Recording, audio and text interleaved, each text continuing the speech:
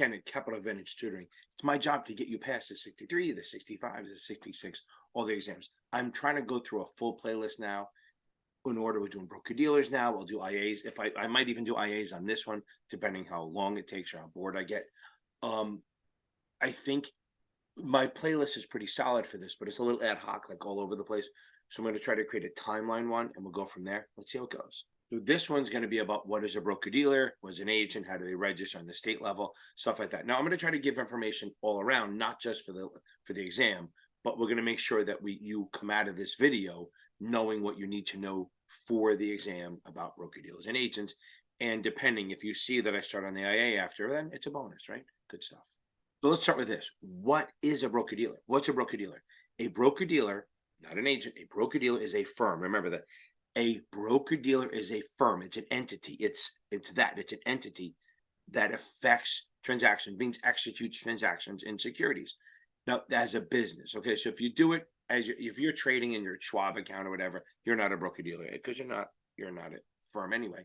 But that's not the same thing. It's for the account for themselves or others as a business. So you're trading as a business. And remember, it's a firm that executes. So on this exam, if you see execute transactions, 99% of the time, it's a broker dealer.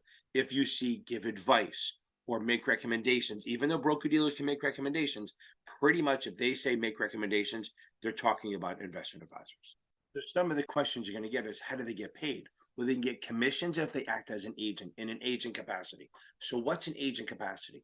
That means they're acting as a middleman. They're not using their own principal. They're not using their own money, none of that stuff. They're like when you go to buy a house, you hire an agent, a realtor to find the house for you. They find a seller for you.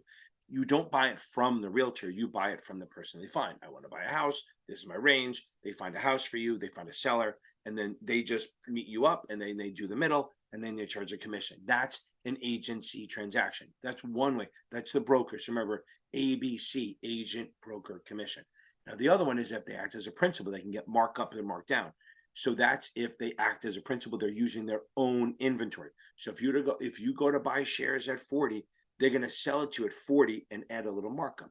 Kind of like when you go to a restaurant and you buy a bottle of wine, they bought the bottle of wine for like $5 and they're charging you like 15 or 20. That's a markup. Okay. So you're buying from their inventory of wines. Well, same thing. When you buy shares in a principal, when the broker dealer acts as a principal, which is a dealer, they're charging you a markup. You're gonna buy it at a price and they're gonna mark it up by max of 5%. That's a guideline. And if you sell it, they're gonna buy it from you. So the other side, right? So they're gonna sell it to you and charge a markdown, which means if you sell it at 40, they're gonna pay you like $39.50 or $39, which is you're selling it at 40 minus a markdown of $1. So when you buy it, they buy it at the ask, they charge a markup. When you sell it at the bid, and you pay a markdown. So they're going to reduce what you get when you sell it, and they're going to increase what you pay when you buy it with a markup or a markdown. If you see the broker dealer sold you, or you see in the confirmation, can think of the word, Jesus. If you see in the confirmation, we sold you, or they say we sold to you, or we bought from you, that means the broker dealer bought it from you, or the broker dealer sold it to you, and that means it's a markup or a markdown. They can get fees for other things, right? So for like investment banking and stuff, it's not really a commission, but it's fees for doing a transaction. So that's another way they can get paid. They cannot get paid for advice. Okay, that's the thing. Broker dealers cannot get paid for advice. You have to do a transaction. Now, do broker dealers give advice? Of course they do. They call you up and say, hey, buy this, buy that, buy this, buy Tesla, buy whatever, sell NVIDIA. They give you advice. You can't pay them for that. The only way they get paid is if you do the transaction. If I call you up and say, hey, Johnny, buy some Tesla here, and you go, nah, I don't get paid. But once you go, yes, I'll buy it, then I can get paid for it because I'm going to charge you a commission. I think that works. What happens if they do start charging for advice, right? So if they start charging for advice or doing wrap fees or charging for financial planning, they are now into the investment advisor realm, and they have to. And what they will have to do is they will have to look like I'm asleep when I take the stupid glasses off. Never wore glasses for the longest time. And now that I've been wearing them, when I take them off, I'm like, boy, I look like asleep, or it's just blurry and I can't see shit. So anyway, so if a broker dealer starts charging for the advice or for wrap fees or for financial planning, they fall into the investment advisor route. then they have to register as an investment advisor as a separate firm. That's the only way it works. They can't charge fees for transactions. There's got to be a way for us to make money from giving advice or giving out research without getting paid for it. So instead of getting paid hard cash, we're going to get soft dollars. Okay. Soft dollars, okay, is like a loophole around the no pay for advice thing. So like an agent can't, or a broker dealer cannot sell your research. They can just give it to you and hope you give them business. An IA can actually sell the research. They can say, listen, you're paying for the research. That's what you're paying for, the advice or the management. So the broker dealer can do what they call a soft dollar transaction, where now they can almost do anything, but the ones that are safe are what we call safe harbor. Safe harbor rules or guidelines are like, if you follow these guidelines, you're safe from being sued or getting in trouble. You can do other things, but you may be at risk. If you do these things, you're fine. So one of them is we can actually give you research. Now I'll explain the whole process in a second, but we can give you research, okay? We can give you research, fine. We can pay for tickets to a seminar, not the travel, but the actual seminar convention that helps you invest, or for your customers. Or we can do for software, again, that helps you invest, not accounting software, not compliance software, basically investing software. Like in reality, I guess you could say a Bloomberg, okay? That helps you invest, that gives you access to stuff. So we can sell that to you and charge you, but you can't pay us directly. That's the interesting part. You cannot pay us directly because that would be paying for advice or non-transaction compensation, because that's what commissions and markup are. They're called transaction-based compensation. Well, this would not be a transaction. This is me giving you something. So what we do is we change it up. You're still going to pay us commissions, but here's what we do. I normally charge you 1 penny a share. Boom, charge you a penny. That's it. That's every time you do a trade, I charge you a penny, whatever it is. But now I give you research. So I'm going to say, okay, I'm going to charge you 2 cents a share. Fair. It's an agreement. We're good. Now that extra penny is going to go toward what you owe me for the research, and then the other penny goes into my pocket. So I'm going to charge you a higher commission to cover the cost of either the seminar or the software or the research. And what happens is, to keep you going, keep giving me business, I am going to keep going ongoing basis of giving you stuff, so you keep sending me business. Now, if you don't send me any business, I can't get paid. So it's only based on you're going to send me an order, and normally I charge you a penny. Now I charge you 2. The extra penny goes toward the fee that you owe me. Pretty easy. It's like a loophole around the advice thing, but it is legal as long as you document it. It's totally legal. It's as long as it's fully documented and you have track record and you only do certain things for it, you're in good shape. Like a different example of this was that when I was running a firm, they came to us and said, listen, if you do 50 grand a year in commissions with us, okay? If you do 50, I think it was 50, you get a certain level of stuff. If you do 100, you get access. So what they said was, if you do 100,000 a year in commission business with us, it was Merrill Lynch, they said, we will give you access to all our research. So that was a trade-off. If you do the business, we give you access. It's kind of an off center of soft dollar, but it's the same idea, that you do business with us and we'll give you this. They can't charge me for the research, right? Unless they're an IA. That should help a little bit. Okay, so what's not a broker dealer? So there's a kind of consistent. Remember, banks and issuers are never anything. Banks are like freaking ghosts on the state level. But you got agents are not, because they're individuals. Issuers are not, because they're issuers. Banks, saving institutions, trust companies, literally the same thing. They are not broker dealers. Now we'll get into when you would have to register, but those are excluded from the definition. Excluded means that you do not meet the definition of a broker dealer. You're an agent, you're an issuer, or a bank. Pretty much those are the major exclusions. Okay, another exclusion they build in so that you don't always have to, broker dealers don't always have to register. The other one is if the broker dealer doesn't have an office in the state and 0 retail clients. Even if they have 1 retail client, they have to register. But if they have no office and no retail client, they don't have to register. No office, no retail, no register. I like that. No office, no retail, no register. But if they even have 1 retail client or a single place of business in the state, then they would absolutely have to register. But what does that mean? What does it mean to register? So broker dealers have to register at the SEC level, FINRA level, which you should know by now, because hopefully you took either the 6 or the 7, and state levels where they do business, which is if they have an office or any retail clients. Institutional, so if they have institutional and an office, they have to register. If they have institutional and no office, they don't have to register. Again, no office, no retail, no register. But the process is you're registering with the administrator. NASA kind of writes a bunch of rules and the states choose which ones they want, okay? But you're registering with the administrator. You're not registering with NASA, or yeah, you're not registering with NASA. You are registered with SEC, FINRA, and any state that you're doing business in, not NASA. Now, they're not going to go too deep into it. I'm going to go through a little deeper than you need probably, but just so you get the big picture.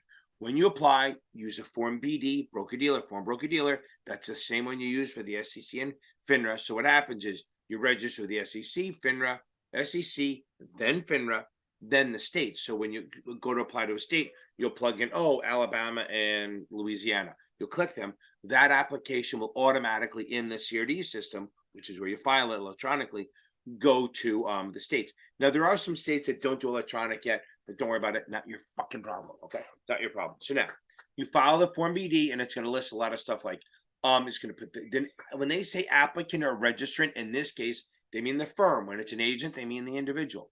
They want to know the name of the firm and any doing business as, other names it's under, where they are, the financial condition and history. Now, that's only for broker dealers and IAs. Firms have to do financial condition and the history. Agents and IARs do not. Basically, what kind of business we're going to do? Do we have any convictions of any kind of convictions of misdemeanors, securities-related misdemeanors, and any kind of felony? Those convictions would statutorily disqualify us. But we will have to even disclose any of the charges. So even if we're charged of any of those things, we have to disclose it. The convicted would kick us out, but we still have to disclose any felony charge or any misdemeanor that is about taking of money, securities related, stuff like that. Any kind of unsatisfied liens or judgments against the registrant. C. Any settlements of more than 15 grand, customer complaints, civil litigation, stuff like that. Whether we've ever been denied by a bonding company. Now, a bonding company is when they take out like a fidelity bond for you. They look at, most big firms don't have to worry about it, but a bonding thing is that they're going to back the legal end, like back you against fraud. And if they think you're too risky, they're going to go, nope, we're not doing it. Now, we're also going to list who our officers, partners, officers, directors are, any of the principals. Now, those people get automatically registered. That doesn't mean they get a free pass, okay? They get automatically registered, which means they do not do a separate registration. If they're denied, they're not denied. I worked for a firm where our CFO was actually not allowed to be in Nevada. Now, we fixed it, but it held everything up for a little bit because we had to carve him out of everything and say he can't be a supervisor in Nevada until we fixed it. It was something from 10 years before. It was a mistake, but according to them, he couldn't register there. So we fixed it, but he still was in part of the Form BD because it's automatic, but it's not an automatic pass. You're just automatically in the process. Now, once you file that, the administrator will usually come up with an answer within 30 days. That's the number, noon on the 30th day, right? Well, if they have to give you a response by then. Normally, 90% of the time, 99% of the time, it's done way quicker. But if they have an issue or a question, they have to bring it up within the 30 days, or they have to, it causes a problem. Because if they don't say anything by noon on the 30th day, you're allowed to assume that you're registered. So if they have an issue with it, they should say it before then. Now, there are limits that if you disclose everything, that and maybe something they would have disqualified you for, but they don't. Once you're registered, I think it's for 90 days. It's not really testable. Once you're for 90 days, they can't come back and go, oh, by the way, we missed that. We're coming after you. Once you're in there for probably 90 days, you're probably good to go, unless you didn't disclose it. So make sure you disclose everything. Now, you may hear me refer to a firm, entity, or a person. So a person can be any, and I think I've covered this in my directions video, directions and definitions video. I couldn't think of the word. So you're getting old, don't get old, people. So a person, it could be a firm or an individual. Usually I'll try to say natural person when I mean an individual, and I'll just say a person when I mean firm. But whenever you see the word person, don't automatically think that it means an individual. It absolutely could mean a firm. Along with your filing for both agents and broker-dealers, you will fill out what they call a consent to service of process. It's not a big deal, but it's basically you're allowing yourself to be served. If you remember it, you see the movies where it goes, your name, Ken Finnan. Yes, well, you've been served. Whenever you sue someone, you have to actually prove that you've notified them with service process serving, okay? So they have to track you and make sure that they have a record of you getting this service, okay? Subpoena, whatever it is. So sometimes if I'm in Jersey and you're in California and I want to file a complaint against you or sue you, I'm not going to fly to California or hire someone there. If you're registered, whatever state you're registered in, I can serve that administrator and it's considered serving you. So that's what consent to serve as a process is. They try to say act like an attorney. It's not really, it's literally that they can accept legal papers on your behalf and it's considered served. So the administrator, what can the administrator do? They can suspend, deny, revoke. They can deny you. One of the things they can deny you for, can't think of the word. It's happening a lot. Uh-oh, I'm done. Okay.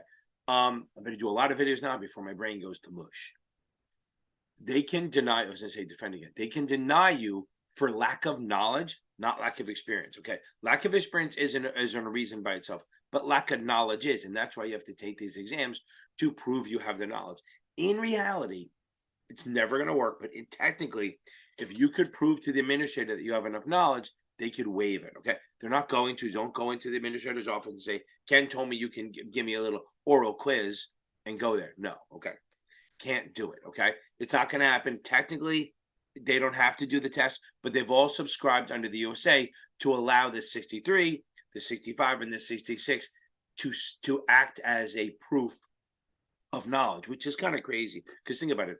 There's a lot of people who get a 73 or a 72 and pass, and they move on, and people miss it by one question, and then they miss it 3 times, and they lose their jobs. It's tough.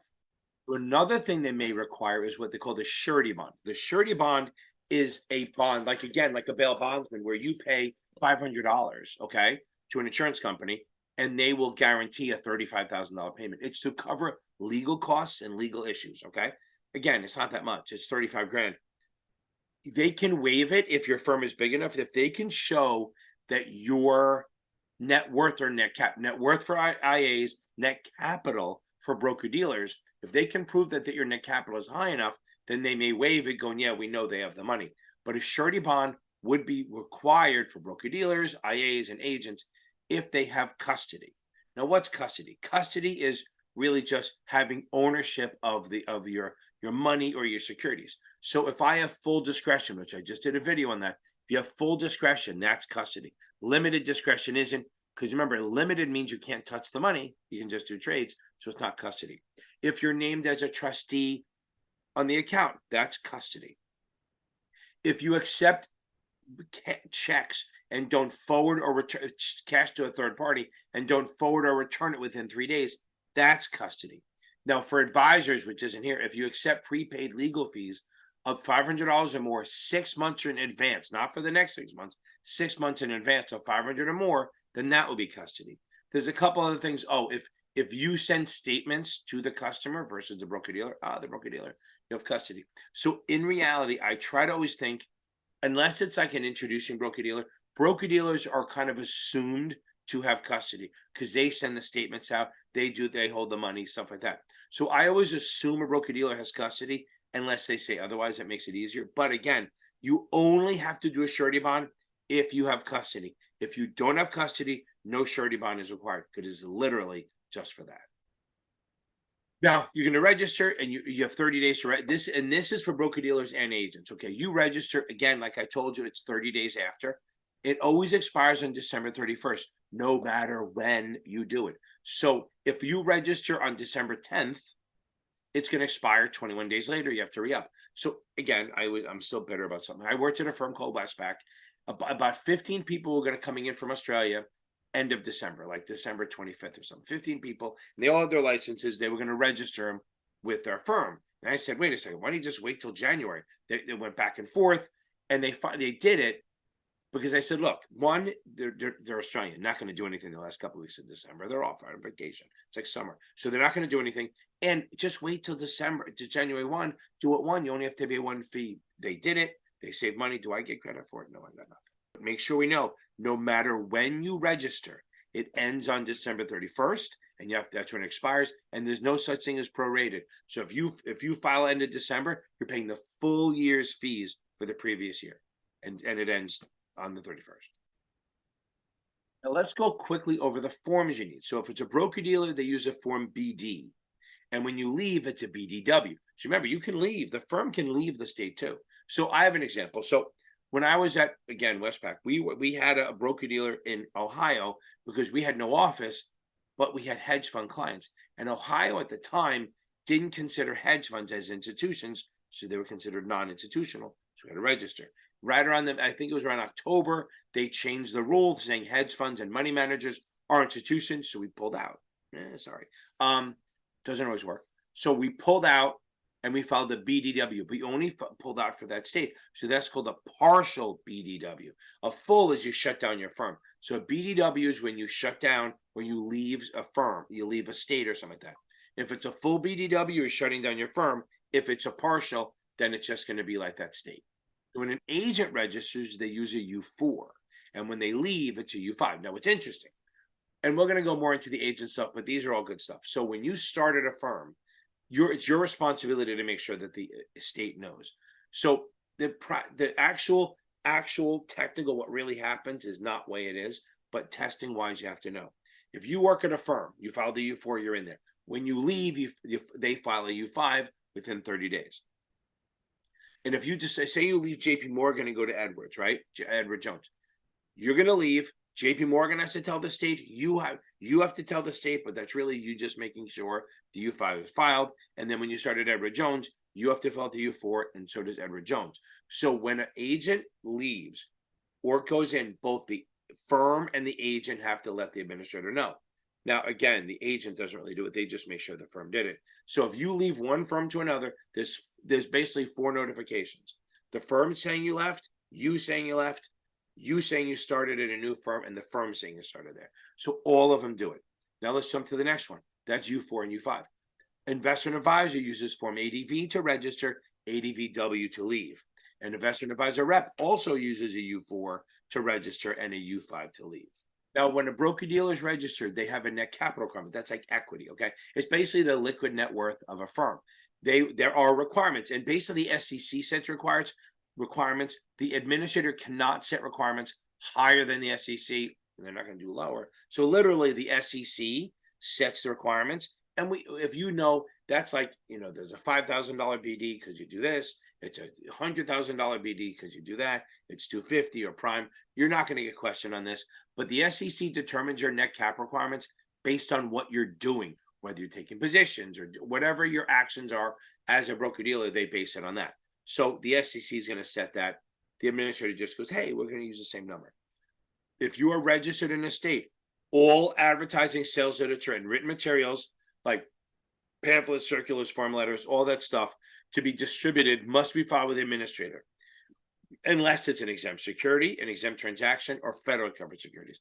If it's an exempt security, an exempt transaction, or a federal covered security, you do not have to file. Okay. Ongoing. So now broker dealers have initial financial requirements, and they will have to keep up maintenance ones. Like they have to basically keep up making either 10Qs. They have to do focus reports or annual reports or balance sheets. They have an ongoing financial requirement for broker dealers, not agents. Okay. They have record keeping requirements. And remember, the first 2 years of any record has to be kept readily accessible. So, if you remember from the FINRA, like almost everything's 3 years, complaints are 4, blotters, general ledger, stock records, and customer statements. Customer information and statements are 6 years, and anything to do with forming the company's lifetime. Plus, everything's held 2 years and readily accessible. Also, remember, after the firm shuts down, it's 3 years after that, because that's what the statute of limitations is. So all lifetime records are lifetime plus 3 years. Okay. And one thing to this. So we're going to jump to agents in a second, but broker dealers, we have to register in any state we do business in, right? We're good. Now, if one of your clients is visiting another state, temporary there, the broker dealer would not have to register there, okay? So if they're on vacation, they do not have to register there. But I'm going to add one more thing in here. So now, what about Canadian broker dealers? So there's broker dealers and Canadians. If their clients move here, they got to register. But if their clients visit here, they do what they call a limited registration, which is really just filing paperwork. You're not really registering. It's more like notice filing than anything else. So I say they don't have to register. So if you're a Canadian broker dealer and the customer's temporarily visiting the U.S., not moving here, they don't have to register. It's a limited registration, but it's not really registration. Agents of the broker dealers have to register in the states, right? Anywhere they have a place of business or a single retail client. They have the same rule. Clients on vacation, they don't have to register. It's kind of the same stuff, but just remember, an agent is the individual. So the broker dealer is the firm. The agent is the individual who works for the firm, and they register. And it's also illegal for a broker dealer to employ an unregistered agent. They can have unregistered people, but they can't have an agent who's unregistered because they're acting as an agent. They can't be unregistered. So that's true. And remember, no matter what, even if, no matter what, a broker dealer will have to register in at least one state, and an agent will have to register in at least one state because they got to be working out of somewhere. On that note, if you're considered exempt from registering or excluded because of the vacation, you can't be statutory disqualified. So I always say this: to be eligible for an exemption or exclusion, you have to be eligible to register. So if you're statutory disqualified, which means convicted of any felony, or the securities or investment related or taking of money misdemeanors, then you're out for 10 years. You can't register anywhere. Not even if you say, well, I'm exempt, it doesn't matter. I'm excluded, it doesn't matter. Now, one caveat to this. So remember something: if you're an agent and you're selling securities to anyone, okay, and you're selling securities to anyone, any retail customer in the state, if you're an agent of a broker dealer and you're selling any security in the state, you have to register. It doesn't matter if the security is exempt or not. You are selling it, you have to register. So I tell everyone, and I'm going to come up with an exception to this: whether security is exempt or not has nothing to do with you. Okay. If it's exempt, the security doesn't register, but you have to. You sell an exempt transaction, the security doesn't register, but you have to. Unless you work for the issuer. Doesn't mean you work for, it means you do not work for the broker dealer, you work for the issuer, like a Tesla, a municipality, New York City, whatever it is, a bank. Then if you work for the issuer and it's exempt, you don't have to register. Now, the books are going to go crazy about there's only certain kind of exempt transactions that do this. Not on the test. It's going to be much more straightforward. If you're an agent of an issuer and you're doing exempt securities or exempt transactions, you're exempt securities, meaning you work for a bank and you're selling bank stock, you won't have to register. But if you work for a bank, well, let's say you work for something on the stock exchange, that's exempt. So if you're selling those shares, you're exempt.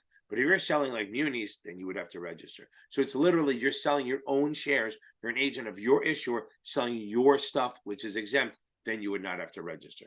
But again, as a broker, if you're working for a broker dealer, you would. So let me use this example. You work for a broker dealer. You work for Edward Jones. Your twin brother or sister works for New York City. You're both selling New York City bonds. You have to register. Your twin doesn't. You work for the broker dealer. You have to register. Your twin who works for the exempt issuer does not. Keep going on. So I'm an agent of a broker dealer. I have to register in any state I do business in. I do the U4. It's 30 days. They're going to do my background stuff. They cannot deny me for lack of experience, but they absolutely can deny me for lack of knowledge. Or if I'm suspended, just like all the other ones, if I'm suspended in another, if I'm currently suspended in another state, to be registered, to be either exempt or to register, I have to be eligible to register, which means I can't have a court order barring me from business. I can't have a third party barring me like the SEC. I can't have been a conviction of violating federal securities laws, all that. So again, I can be denied for lack of paying a fee if I have if I'm suspended in another state. The bankruptcy thing they keep talking about. But my thing is, how does a human being become bankrupt? They file for bankruptcy protection. They're not bankrupt. Yes, broker dealers bankrupt, can't register. Agents can. So if you're affecting transactions or managing or supervising those that do, you are considered an agent and you have to register. Again, if you are doing transactions, acting as an agent, or supervising those that do, you are considered an agent. Okay, so let's go through this. So a broker dealer is a firm. Okay, not an individual. They affect transactions for themselves or others. They earn commissions, markup, markdown. What is not a broker dealer? Agents, issuers, banks, broker dealers with no office in the state, no office, no retail, no register. Okay. They have record keeper requirements. What's an agent? An agent is an individual that works for a broker dealer. They register at FINRA in the state. So that's a good one. Broker dealers register SEC, FINRA in the state. Agents register FINRA in the state. Interesting. So and remember, SEC does not register individuals. Remember that. The SEC does not register individuals. So I'll go into later on the reasons why an administrator would deny an application, because they're kind of the same for both broker dealers, agents, IAs, and IARs. We'll get into that.